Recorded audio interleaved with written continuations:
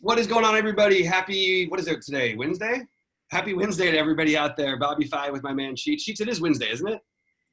It is. I'm literally struggling with what day it is. I forget. I only remember because we just did our PGA show, but we usually do that first one on Tuesday. So it just threw me off for a minute. I've been up since 2:30 in the morning. I'm ready to get into some MLB. I'm actually really into this slate. I was not as into the last couple of slates, even though I did pretty well. This slate I'm into. Yeah, it's every day is Tim Anderson season, right? Sure, why not? But also don't forget you're facing one of the top prospects in baseball, which could be interesting also, our conversation. All right, let's get into let's start going game by game. I made it so you can bring your screen up. While we do that, why don't you is there a guy look, you got to start with the pitching is obviously going to be a thing. Garrett Cole makes a lot of sense. Obviously, people want to play Houston. It's going to be expensive. It's hard to do both. All that stuff. How are you sort of approaching pitching on this slate? Yeah, so I was going to go with 3 pitchers total, with some very, very off the ball pivots if I had to, and it was going to be Cole or DeGrom and Paddock. It was going to be tough for me to do anything else. Everybody else just for me at first glance seemed just much weaker. To be quite honest, I was looking forward to talking to you about it to get things going. And then they called up this Dane Dunning guy who was recovering from Tommy John surgery. He was coming in at 4,500. If he's gonna do more work on this, but if he's gonna get full run against the freaking Tigers at 4,500, you have to play him. No. I have no idea or reason why he would have full work. I have to look him up. I haven't Okay. It never really crossed my mind, but I'm gonna take a quick they're promoting him right now. Why don't you talk a little bit about just Cole, or like if you considered anything between Cole, DeGrom, is there a real conversation? I did. So it's the exact same conversation apparently we're going to have every 4 days, okay? In that I think Cole is a better play, and my question to you hypothetically is what kind of ownership discrepancy do you need between Cole and DeGrom to play DeGrom?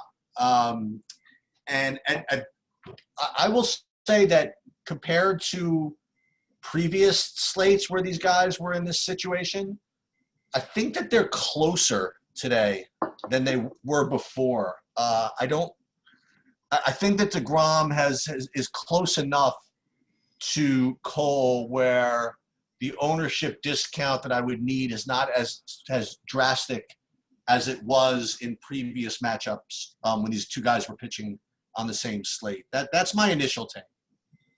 Yeah. So obviously, I actually like. This feels to me very similar to the times that they've had this a little bit in the past. You could say that the Tampa Bay lineup's a little scarier. I just want to warn everybody. Like the one thing I actually really like DeGrom, just on looking at stats, and I know this is going to sound kind of a stupid thing to say, but like if you look at his past versus for some reason this Marlins team, especially in Miami, it's just that he hasn't had those huge games that you'd sort of expect. And he did, I believe, just pitch against this team. So, I think it's an interesting conversation. I think there's enough value where playing both of them is absolutely possible if you want to go that route and go a very different route than what we do in current baseball. And by the way, it's changing. Guys are stretched out. You're seeing them go longer into games. And these are two guys who could really put up a number that if they could put up like 65 or 70 fantasy points, 65, that's a lot, but that's possible. You could really, you could do some damage there because you've got cheap lineups and cheap stacks you can get in pretty easily, I think. And there's another guy that I want to talk about, another freaking minor league guy coming up in the same game. Yeah. Casey Mize is, I think, like almost a 25% strikeout rate in the minors, and he was, I think, the number 1 overall pick, and like he was last year or the year before or something like that. Yeah. And he's against the White Sox who can strike out. So that would be that's my other kind of cross to bear today is how much do I need him? How much do I want to play him? And it's kind of weird on an 11-game slate to narrow it down to 4 pitchers like that, but that's just kind of where I'm at. Those are also like weird pitchers, in my opinion. I mean, they're interesting pitchers to narrow it down to because I honestly, we'll get into the conversation, but my question at some point might be just why are we doing this? Yeah, I know. I understand. But at the same time, sure that you're making there's some reasonable cases. We do have cores on the slate, so the Astros are to say expensive would be an understatement on DraftKings. It's really, really priced up. We haven't seen the Astros play in cores, I don't think, before, because the prices are pretty heavy for guys who are hitting 150. All right, let's get into the first game. Let's talk about Tampa Bay and the Yankees. Cole, no matter what's going to happen here, I'm pretty sure nothing's going to change the fact that Cole's going to be my number one starter on this slate. Yeah, where I'm at. Certainly can't, can't argue with that, right? I mean, yeah, and the thing is, I don't like taking pitchers on back-to-backs against the same team. I've talked about this yesterday. I talked about it a lot, and you do have that with DeGrom too. Like, it's not as ideal a situation. And honestly, Cole has been a little bit of a better DFS player overall than DeGrom for a while now. Cole did just pitch against the Tampa Bay team a couple starts ago, and they actually got to him pretty good. He did strike out 10 of them, but he only made it through 4 2/3 because they just worked his pitch count up by basically getting hits. He doesn't walk a lot of guys, but anyway, Cole is my guy. I don't know what else to say. I don't want to touch the bats in this game. I actually have a little bit of interest in Tyler Glasnow, and I'm trying to decide if I actually want to play him. I think there's good pitching options on this slate that carry upside, and I think that he's one of those guys against a Yankee team that is more Yankee in name than it is in talent. And you got to line up without really good lefties against Glasnow. It's hard for me not to be interested. You like him better than Lance Lynn? Yes. Okay. Lance Lynn has one of the worst hitters umpires in baseball on the slate, and okay. I think he'll be lower owned. And the Padres honestly probably have a better lineup. Now, it is Yankee Stadium, so there's a big edge there. But look, he can give up more runs. I just think the strikeout upside is there. And by the way, Lance Lynn is interesting. I don't know. I'm not finding myself with him, even though at first on the slate I thought I was going to end up playing a little bit of him. The San Diego team has been a little bit better, even though Lance Lynn is great against righties, and it's going to be pretty chalky, I'd imagine. Look, we're going to have to play some Lance Lynn. Anyway, I don't know. We'll get it. I'll figure that one out when we get to it, because that's what I'm sort of struggling with. I actually think there are more pitchers in play than usual. All right. We'll talk, because another guy that we'll talk about them as we get to them, because there are some guys that for me are second tier type dudes. So we'll get there. Yeah, I have a guy who's in the 7Ks who might be the best pitcher on the slate. Might have the best chance on the slate. Like, it just depends on how things break. Anyway, we'll figure it out. Okay. Next game, Cleveland Pittsburgh. Yep. Oh, did you like any of the? I suppose you didn't like any of the hitters from from the Yankees. Not one.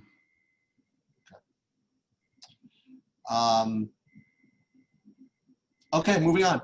Cleveland, Pittsburgh. I actually note that the Yankees total is dropped by, like, at this point in the day, and it's early. It's still early. It's 11:50 East Coast time, and the Yankees' run total has dropped by almost a full run since I first started looking this morning. So maybe they're starting to realize, hey, this is just the Yankees by name right now. Anyway, I just want to throw that out. So here's where I'm at with Cleveland, Pittsburgh, and we're talking about the slate in general a little bit. I feel as though there are two stacks that to me kind of rate above the others, and that's Houston and the Dodgers. And after that, for me, I think Colorado is just kind of whatever. I have them with like a whole bunch of others, and Cleveland is among my others, right? And I would say actually they're up there, maybe fourth stack. I like something like that. So I definitely do have interest in this against Stephen Brault.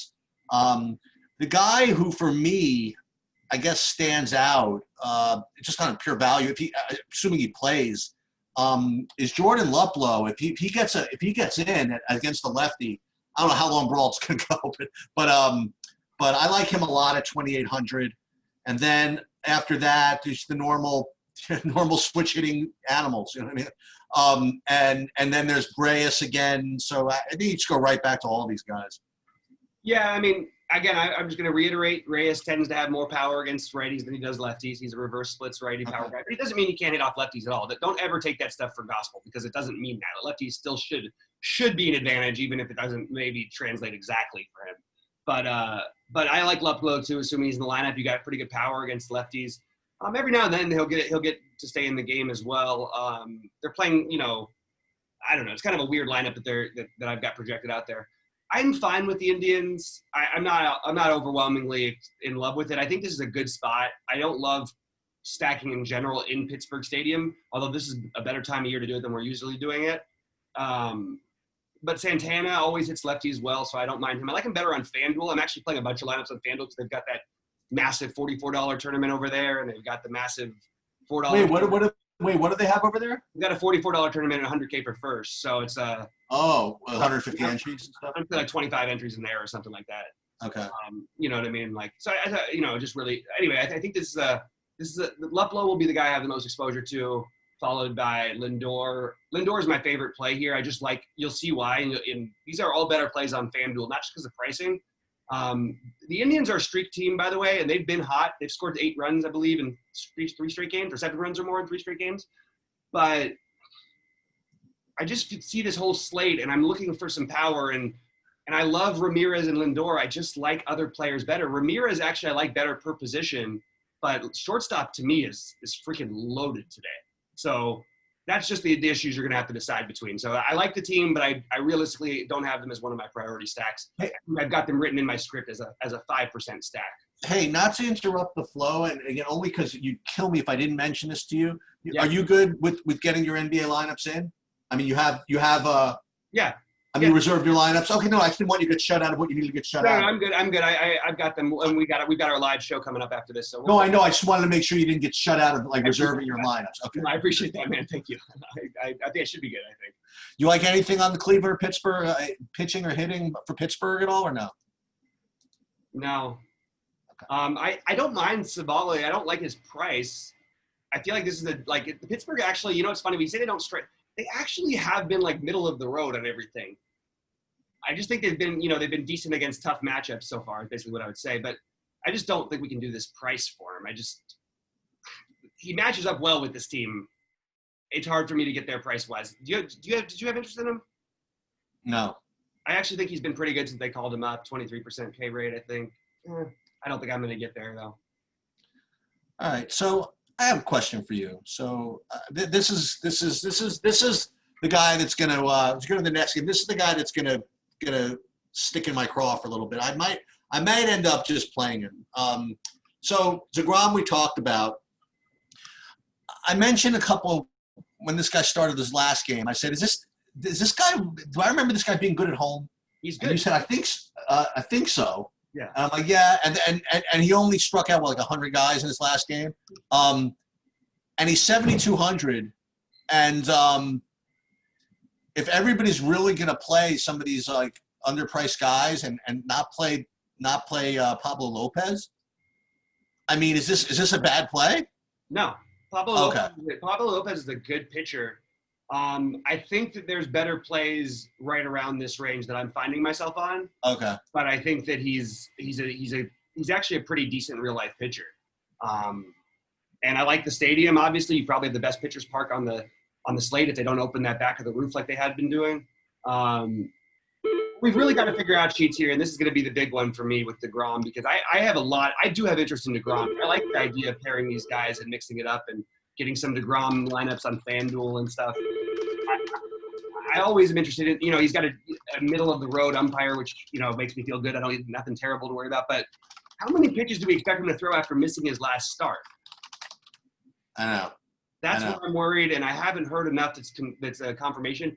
My feeling is that if he's really in control, they just let him just go. And I think that's more likely than not, but it's just something I wanted to bring up as something to worry about. Okay. Again, he wasn't really going to make it. I wanted to bring it up with you. If you really loved him, I would include him in my short list. Okay. Yeah. All right. So, Washington, Atlanta. I mean,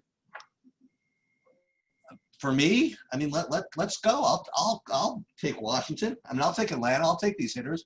I'm guessing this is going to be the mega chalk, right? But then again, no, it's going to be. I thought it was going to be Astros. Every show I heard, everybody, even up to lock, everybody said all the same things. Freddie Freeman will be the highest owned first baseman. All these things. Freddie Freeman was 3% owned. I played him. He had a home run. He was 3% owned. I have no idea how, but he was. The only guy who was owned was the catcher. I don't see how this is not going to be really chalky. I guess. Well, let's just. I'll start with Washington. I mean, Soto, Eaton, and Luis Garcia. Even. I mean, Well, that's not even. Those are going to be. Those are probably two of the highest owned players on the slate. So I'm fine. They have to be, right? I mean, they absolutely have to be. Assuming Cabrera. I mean, I don't know. So again, we'll see how ownership plays out. But they're these guys. Okay, but these guys are definitely one of the 6 or 7 stacks that I like. Let's put it that way. And Atlanta is also. And I'm just gonna have to see where ownership goes because, like you said, you can't play Cole and somebody else, some other chalky SP2, and then play these guys if they're going to be that chalky. Let's just see how little Astros you can really play and how little Dodgers I can actually play before I see what's going on. And Atlanta, like I said, they're in there also. Duvall again, he's still underpriced, I guess. Freeman again, nobody. I mean, I guess he's too expensive, but whatever. Nobody plays him. Who cares? Nobody's going to play him yesterday when everybody thought they were going to be. He's going to be huge chalk. I mean, and no one's ever going to play him, right? I don't know. Who? Freeman. Freddie Freeman, you were saying. Yeah. I mean, he definitely makes a lot of sense today. So they're on my list. I'm not going to play them again if they're chalky. I'm not going to play them with the chalk pitchers build, but they certainly are in play. No. No, of course. I mean, it's a terrible pitcher. It's one of the best pitchers umpires in baseball, probably number 3, Mike Estabrook. I don't love that in general. I'm looking for reasons to get away a little bit. So my interest in this game is going to be as the potentially chalky value savers. If you want to mix in Soto, that's fine with me. Like if you want to mix in Turner, of course, Turner's a great play. Like I'm not going to say he's not. I just happen to love other shortstops. Like I mean, love. And I would put Turner behind Lindor. So that's why I don't play Turner. I would put Dansby Swanson, who's been hot, on the other side behind Turner. So these are all good plays at shortstop, but you can't play everybody. And I'm not going to be like every show and say I'm going to play everybody. I'm going to play these. Right. I'm going to play some of these guys. I'll play 20. I'll have a good percentage of Eaton and Garcia. I actually think that you could get plenty out of that cheapo thing. There are other cheapo pivots we could talk about later on. You could even include Robles in the stack because he's actually got talent for a guy who's hitting 9. He can do different things. So if you were going to do it, I'd probably try to include somebody like that. But I don't know. I personally would go mostly those two. And then I do like, as Drupal Cabrera has been hot, I don't like the positions he plays. But I don't like third base as much as I like some of the other, and first as much as I do like shortstop today, for example. So I kind of like as Drupal would be like my third man. I'm probably going to play this as a mini, maybe like an Eaton, Garcia, and Cabrera or something like that. I'm not that into it, like as everybody else has talked about, this being the game. So I'm looking more at 2 and 3 mans, which is, by the way, been working out really, really well for me. I've somehow been fortunate at least in getting the right 2-man combinations. I just can't seem to get all of my stack to come through, but we'll see. On the Atlanta side, I do love Freddie Freeman, but there's a lot of good first basemen out there today. Eric Fetty is a guy who has like almost no strikeouts ability. So I actually think for once, my preferred play on this side is Marcell Ozuna. Marcell Ozuna is a guy who's always been, very, very good against righties when it comes to power numbers. He's been hitting the ball really hard. Hasn't always been working out for him lately, but he is hitting it really hard. He's hit some bombs lately as well. I like Ozuna. The problem just gets to be how many guys can we have in our outfield. So I like these guys, but I have both these stacks. I think Atlanta, I have 10% of the stack, and I think I have 5% for Washington. I don't want to get heavily. I like other places better. Obviously, Travis d'Arnaud is going to be one of the most popular plays in the slate again, and for good reason. I don't know why they're just slowly raising this price, but I'll have a ton of him. But outside of him and Ozuna, maybe a little bit of Duvall, I'm just not like in Austin Riley. They're all fine as a stack. I'm just not. I just like other stacks better, I guess is the answer. Yeah, someone would tell me that if you didn't like Washington, if you like Washington 5%, you should probably have 0.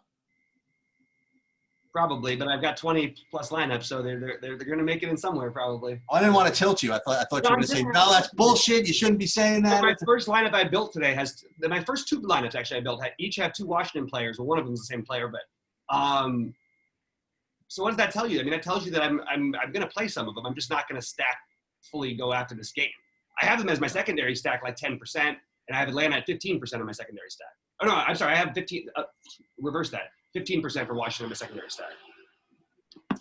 Okay. What do I have next? Oh, okay. So Detroit, Chicago. to be perfectly honest, in the next 6 hours, I'm going to have to find time to do more research on both of these guys, both pitchers in this game, Dunning and Mize, and see if they get some kind of manager speak of how much they're going to go and whatever. Because when you want to play Cole or DeGrom, it would be nice to get a sub 7K or even better a sub 5K guy to go along with it. So I do want to kind of look at it. But both of these guys, if in fact they're going to get run, so to speak, they're both in play. Like Detroit, as I mentioned before, Casey Mize was the top pick in the draft. It was last year, year before, something like that. And they want him to do well, and he's in a matchup which, as we discussed yesterday, is it's interesting on both sides. White Sox have just immense power, and yet they have a lot of strikeouts in the lineup as well. So the Casey Mize on a slate like this is going to be an interesting decision for people to consider, and I'm certainly going to consider it. But quite honestly, it's noon now. I'm going to do a little more work on this before I completely come out and recommend it. I want to point out I'm already getting numbers jumping all over the place in their projections, because I don't think people had them appropriately projected for like 3 fantasy points at the beginning of when we started the show even. And now I see them jumping up, and that makes a little more sense to me why they're in play more. I knew about Mize. I didn't have as much familiar with Dunning. I did a little bit of research just before, real quickly. Okay.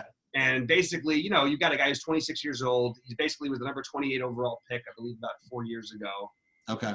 Decent stuff, decent prospect. It almost doesn't matter against Detroit. That was enough for me to sort of know that he's probably going to be able to throw enough pitches, but I will look into that further. I don't know exactly what they're going to do with him. It's hard to know at this early in the day, but it's definitely 2 guys I'm considering. I just don't. Do we need it? Like, I don't know that we need to do it. I don't know that we need this extreme value.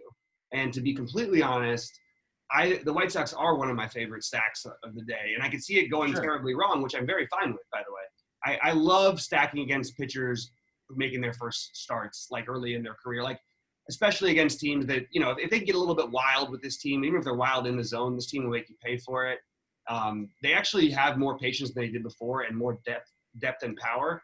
Mazzara is a guy who stands out, batting even at the bottom of the order, who I absolutely love, today. You can do this stack very cheaply. It's got, Encarnacion, who, as bad as he's been, I think that look, the guy's a better player than this. He's 3,800. He's very cheap. Robert has been struggling. Jimenez is he's at 4,400. Abreu's affordable at 4,400. Then you've got the Mendick spend down if you want to use him in a stack, as opposed to him and the other guy, Garcia, play the same position. So you could use him with your White Sox stack, or you could do something different with your White Sox stack and go the other route, just as a little funny little thing, although I don't think you need to get that tricky today. But I like the White Sox. I almost like them more as a stack than I do as one-offs, because I think there's a chance that you could see Mize have a nice outing against them and limit them. But I also think there's a good chance he could get a little bit out of control, and we saw it happen last night with another one of the Detroit's top guys. And I think you might see something similar tonight. Yeah, you mentioned something yesterday when I was talking about stacking in general that I have to just keep in mind, is that the conversation was about the Dodgers, and I was saying, do I really want to stack the Dodgers?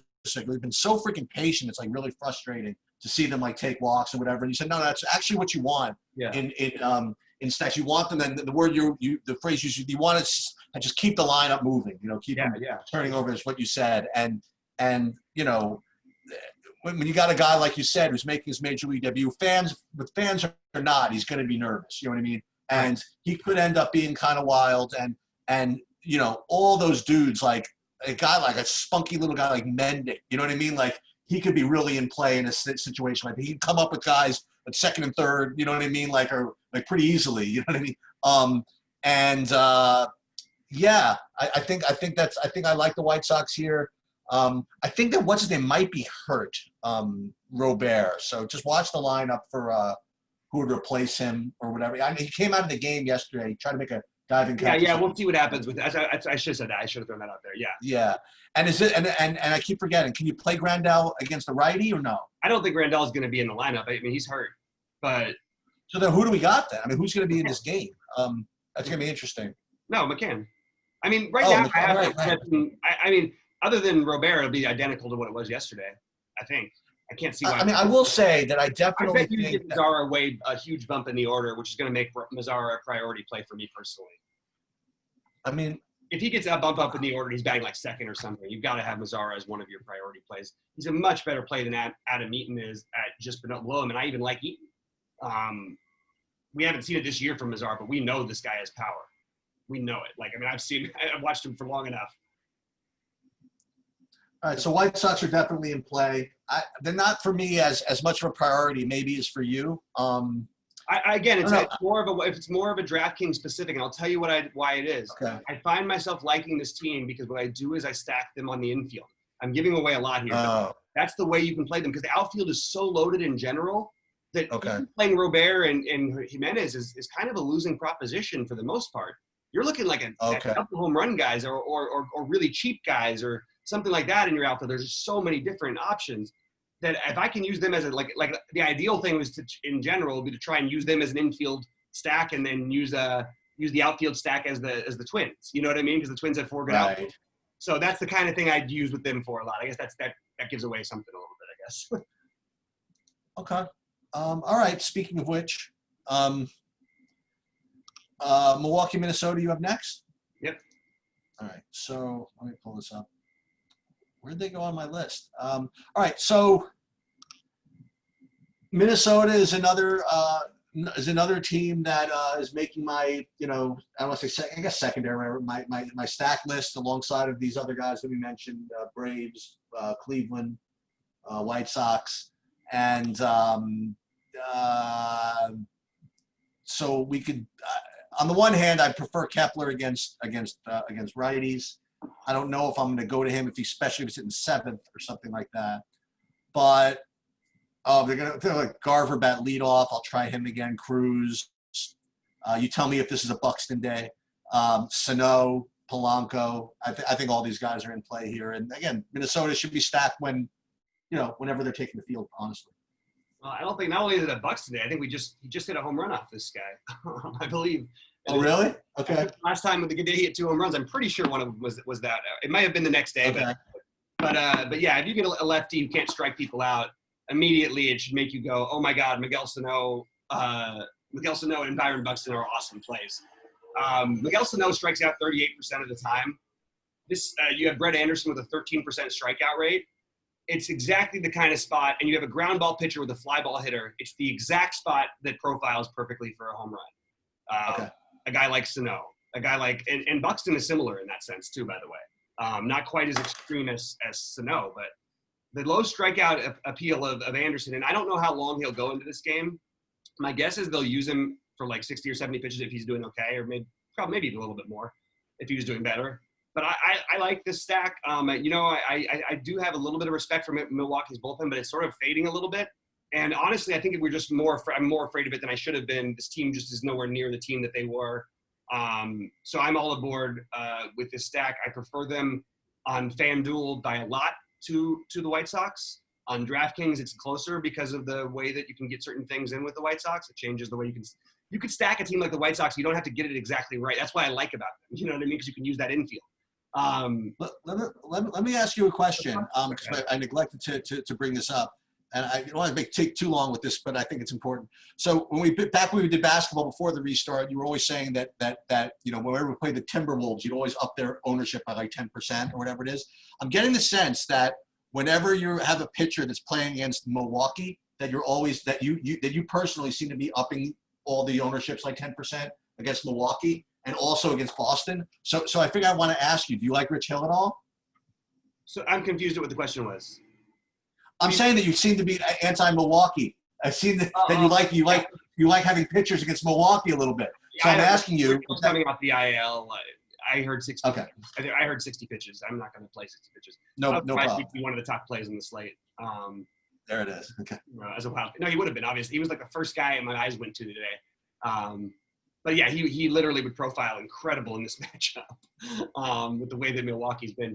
But I thought you were saying something different, which I think is just worth pointing out. Like I guess it's not really worth pointing out. I just wanted to real quick say my priority because I do have a lot of ownership in these Twins, and it's again going to be more as 2 and 3 mans, but it will be full stacks too. Cruz, Sano, Buxton as my highest owned on DraftKings. Highest owned on FanDuel by far is Mitch Garver.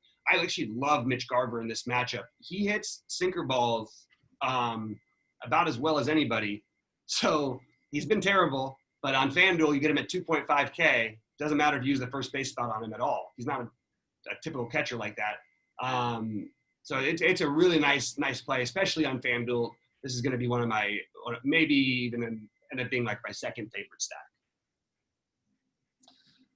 So Houston, Colorado. So do you want to, are people going to play Dunning and Mize together and then stack the Astros? Is that the story? No, I mean, all these guys are so expensive, you know? Yeah. They're not on FanDuel, by the way, so they are more affordable. I mean, they're expensive. Okay. They're affordable. Like, you can play them. I mean, it's expensive, but FanDuel, you can tend to get away with that because there's a lot of different routes to go. But, yeah, I mean, great hitting weather. Obviously, the massive total. Castellani, who we obviously don't have any faith in as a pitcher, really. Good for DraftKings, though, to make this one really hard. I mean, this is good. Yeah, no, I'm happy about that. But I would say we don't like Castellani and all this stuff. Like, it's just probably worth noting that he's actually been good. Like, just FYI, I think he's given up one home run or something in 2 starts. He only pitched like 8 innings, but well, so it seems as though you're going to have to play one-offs from this game, right? I mean, you can't really stack this, right? Yeah, I'm looking at more like combo. You can stack it. You can definitely stack it. There's so much value in hitters out there. Okay. You really can do a lot of different things. Yeah, but who needs it? You know what I mean? Like, exactly. Who needs to play Gurriel at 5,800? Yeah. But Correa, there's a bunch of good shortstops. But I will have some stacks. Like, this should be the team that scores the most runs. I'm not surprised they're well more than a run total higher than everybody else. They have a great matchup. They're one of the better offenses in baseball historically. And I don't at me with all the things. How could you say that? You're a Dodger fan. Don't you know they were cheating? Whatever. So they're worth getting. I mean, the guys I think you prioritize here, though, would probably be maybe Kyle Tucker's only 4,500. That's a great price. I'm guessing he's going to be like a cashy kind of a play. Josh Reddick is only 4,800. And Josh Reddick's the kind of guy who I actually would give a boost to in this kind of a stadium. More so, we always want to play like Joey Gallo in Colorado, and it's just like natural people do that. But the truth is, don't you want to play guys who just have regular power or warning track power, so they get the boost? Like, if the guy's going to hit 500 feet, what do I need him to hit it 520 feet for? Right. So I don't know. I know it doesn't go exactly like that, but I just always think it's funny. Would you play Toro at 3,600? Yeah, Toro makes perfect sense to me. As another one of those guys, and he's cheap. I don't think you're going to be alone in doing these things. No. There are going to be people on the Reddick and Tucker because their prices. I still like them. I will be using them as fillers, and I will be using them in stacks occasionally. But mostly it's going to be a couple stacks and mostly fillers from the Houston side. But, I mean, fillers might even be a 3-man or a 2-man or something and again, Tucker, Springer, and Reddick would be my priorities. The one guy I'm definitely going to have less of is – I will have more of him on FanDuel because he's more reasonable. But, I mean, Jose Altuve, this is getting to be a real thing at some point, right? I know. It's pretty glaring. I don't think I've ever seen a player this consistent be this bad for this long. And just he's not that kind of a guy. It's weird. It's just he never. I mean, I don't know. I don't buy that it's just the other stuff. Whatever. I still think you can try him. I just don't think I'm gonna pay 6.1 for him on DraftKings batting 7. I mean, it just feels crazy, right? All these numbers feel crazy. Do you like any Springer is actually he used to be this price just in Houston. Do you like any Valdez or no? You know what's funny is I actually think there's a really clear path to where Valdez does exactly what pitchers we've always talked about taking, but we never actually take in Colorado. You know what I mean? There's been all these opportunities for us to take these guys, and we've talked about, hey, maybe this guy's not such a bad play. We mentioned Lance Lynn last time. Lance Lynn throws a complete game and puts up a 500 million point score last time against Colorado in Colorado. Valdez is definitely a guy who could be trouble for this lineup. I don't think I'm going to get there on this slate. If he was 5.3 or 6.3 and got the real Coors bump down, sure. But I don't really see needing to go there, even though the strikeout rate, there is some upside for him here. But I just don't think you need to get that cute. Do you like any of the the Colorado hitters? I mean, if I don't play at least one or two, Trevor Story, Nolan Arenado things, it's going to be hard to forgive yourself because they're affordable and they just absolutely crush every lefty at home. Other than that, I think that it's going to be like little pieces. Again, on FanDuel, a little bit more interesting, but it's mostly Story, Arenado, Kemp, and Murphy. I like Murphy and lefty-lefty matchups. In the past, he used to have more power that way. I haven't checked out his numbers this year exactly. It's still a pretty small sample, but he's in, and then Raimel Tapia is literally like, he's like 2,500 on FanDuel. So you kind of want to look at some of these guys over there. But yeah, I'm not stacking. I don't think I'll have it. Maybe like one or something, but I don't think I'm going to have many, if any, full stacks. Garrett Hampson's fine, but I don't want to stack against Valdez. It's a pretty good pitcher. Houston's got a good bullpen. All right. They're going to be chalky too, by the way. I think they're going to be the chalkier side of this. And man, is that wrong. All right. So San Diego, Texas. I don't know. For me, it was easy. Maybe it's not so easy. I just thought Paddock was just kind of a lock at this price. But maybe I'm wrong. I mean, certainly in his last game, maybe he got lit up, but he played the freaking Dodgers. I mean, like it's certainly different against Texas. No, I mean, I really love Paddock here. Am I missing something? Best hitters umpire in all of baseball, Alfonso Marquez. That's the only thing that I've got, but that's not enough for me. I mean, we've got Paddock and Lynn here in a great low total game in what appears to be the new Pitcher's Park of baseball. Right. I think it's interesting that Lance Lynn is always projected to give up so many runs, and he like never does. That's pretty funny. It's weird. Like, why do they have a 4.3 run total and Texas have a? You know what I mean? Lance Lynn just threw a complete game in Colorado. So yeah, I'm gonna have both these guys. It makes me a little nervous. It's hard to have priorities for pitchers who are going to be pitching in this environment. I think Paddock is more of the priority at this. Partly it's price induced. But I mean, I can be swayed. And the other part is that this Texas lineup has just been so garbage, especially at home, especially against righties. Actually, they've been bad against lefties. And San Diego's got some guys that can at least scare you.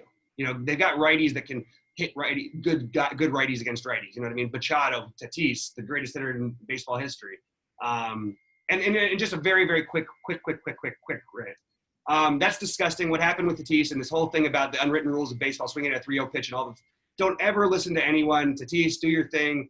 The fact that people are actually arguing about this is beyond me. Wait, tell me what you're talking about. I want to weigh in. Grand slam the other night on a 3-0 pitch when they were up 10-4. It wasn't even like the game was over. It was like the sixth or seventh inning. 10-4. You had a grand slam on a 3-0 pitch that I guess he missed the take sign on. And the other team's coach said that was not how baseball is played and all this stuff, the unwritten rules. First of all, the whole thing makes absolutely no sense to me.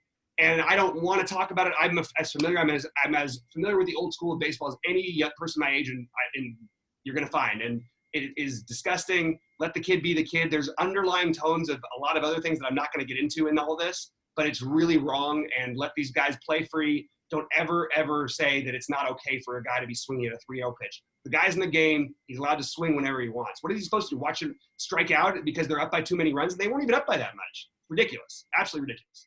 Sorry. Well, have the pitcher pitch better. How about that? Yeah, how about you don't throw a fastball right down the middle, then look shocked when he gets a home run off you? Jesus. How about the pitcher pitches better? That's a better idea. That makes sense to me. All right. With that, let's move on to the Dodgers, huh? Oh no, we got Arizona first, huh? Yeah, Arizona, Oakland. I don't like anything. So actually, Oakland. Okay, I shouldn't be lazy. I do feel that Oakland is a decent secondary stack. Secondary team. Now with that said, I'm much more anti-Merrill Kelly than maybe I should be. I am much more anti-Merrill Kelly than probably anybody. Okay, so I do like Oakland as a secondary stack, and you certainly have to start with Matt Olson. And it's a little annoying because most of their guys are righties. So maybe I won't end up there, but Olson is certainly a very viable one-off. But these guys are cheap. I mean, Chris Davis is 3,700. That's kind of ridiculous, no? Laureano, he's fine. Maybe that's not so great. I mean, I make them like my 8th favorite team, I suppose. So I love Matt Olson specifically. Oh, okay. Got to be one of the most likely guys to hit the home run on the slate. That's what I got. And I'm fine with. I like Chapman always. He's too cheap. I like Robbie Grossman a little bit. He's been surprisingly good this year, and he's 3,300. Is a great outfield value that will be different than the chalky Adam Eaton, I think. And he's 3,300. He's actually been really good. Mark Canha would be the throw-in, and then you're going to get Kevin. Oh, that's the other side. I was going to say Kevin Crone against Luzardo. That's the other side of the game at 2K. I don't think I'm going to play him, but I'm just throwing it out there because that's another one of the value guys you could consider on this slate. But I don't mind a mini stack with Oakland. I actually think they're a really good secondary. You said it right. Like, I like them as a secondary stack. I wish I could get to it more, but they just have so many righties in their lineup and not especially scary lefties outside of Olson. And I think Grossman's has been a solid, productive hitter, even though he's not got the power. So those are the guys I'm looking at basically from this side. You look at it, by the way, I just want to point out, in Robbie Grossman, out of his last 9 games, he's been under double digits once only, and he's been over 17 in 6 of those 9, and over 20 in 5. So this is a guy who has been putting up stuff, and this is a good spot, I think, for him. So I'm kind of interested in those guys. But you like Luzardo at all? Yeah. Really? Okay. So he's a guy who I have mild interest in, but again, it's just going to be, there's going to be a couple other pitchers I'm going to pitch instead. It's going to be the answer. Ready to move on? Yep. Dodgers in Seattle? Yeah, the Dodgers are playing against a righty pitcher. So I'm going to be playing #analysis. So Cody Bellinger, Max Muncy, those are both really, really good lefty hitters. Jock Peterson, pretty good lefty hitter. Corey Seager, pretty good lefty hitter. I'm looking at single-digit ownership. That's not possible, right? It might be because of the pricing on FanDuel, on DraftKings. I suppose, but I'll take a shot with Max Muncy at 5,200 over Gurriel at 5,900. I'm definitely with you on that one. I like that idea. And I will. I'll try it. I mean, I don't know. So talk to me. This is the worst. So I was wrong earlier with Texas because I forgot about this game being in Seattle for a second. But I did note it when I made my notes earlier today. This is the worst hitters park in baseball. It's not really that close now that the Giants are there. I don't really have any real need to stack the Dodgers against a good pitcher, but they can be stacked against anybody. It just feels weird that you're paying the same price, and that's also going to keep your ownership lower. I'm going to play them more on FanDuel where the prices make a little bit more sense to me. I do love Seager in general, and I'm going to have exposure to all these guys, all of them. But it's not my favorite stack. It is definitely in my top 5, but it's probably on the very end of that.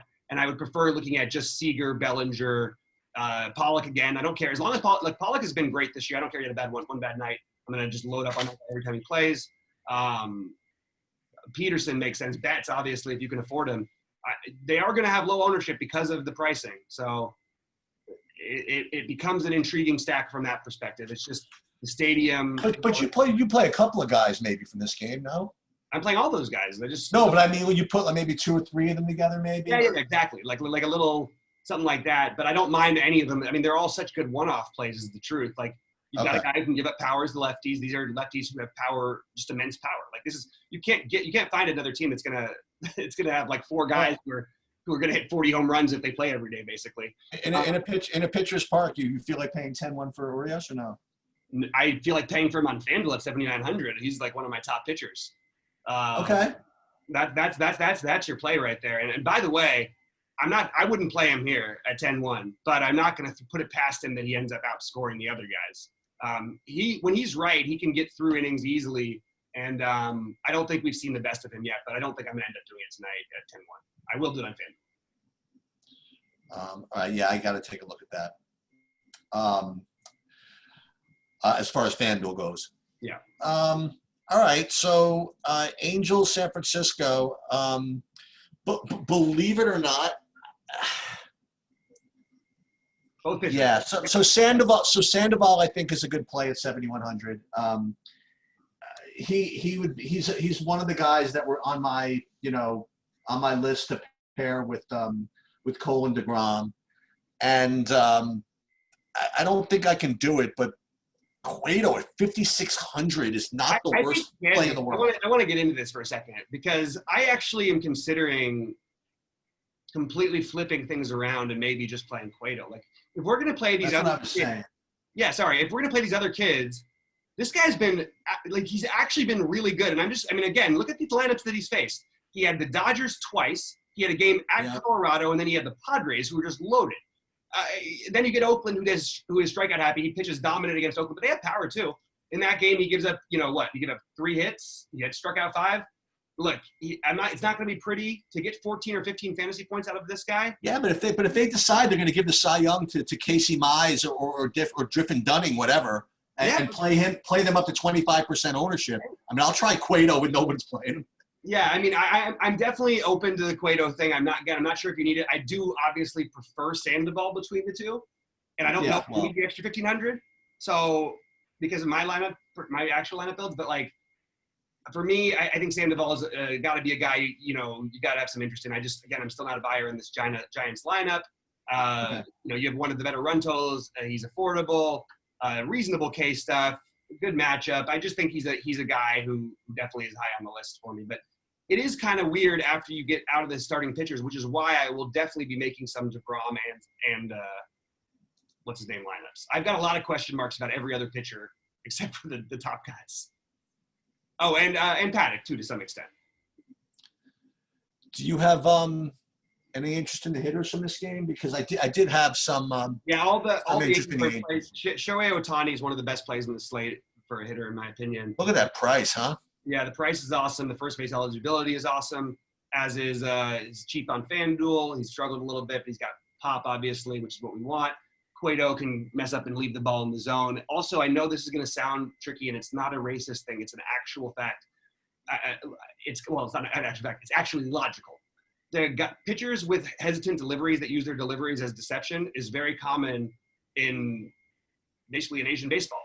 That's how almost all pitchers pitch who come from there. I mean, you remember Nomo was the best example when he first came over. It's changed a little bit as these guys have gotten deeper in their careers, like Tanaka and all that. But mostly that's how they're used. So when you grow up hitting against guys who are used to that, I just feel like you're sort of limiting some of the up edge the pitcher has over you. Does that make sense, Sheets?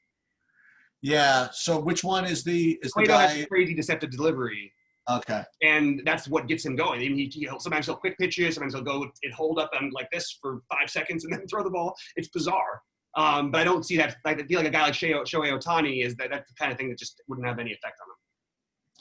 Yeah. So he's not probably going to play today because they don't play him against righties. But just to let you know that Justin Upton is now 2,700. I mean, he's not going to play today, but just so bad. Just to what's happened to him? You know what I mean? It's been awful. But he's 1 for 36. He's 1 for 36 in his last 36. All of them with my money on him. That's like pretty much. Hey, I know. I'll do it too. I just pumped Justin Upton, and one day he's going to pay us back. Actually, he's already paid for it for me, but I need him to pay me back now because he's actually starting to work up a little bit more credit.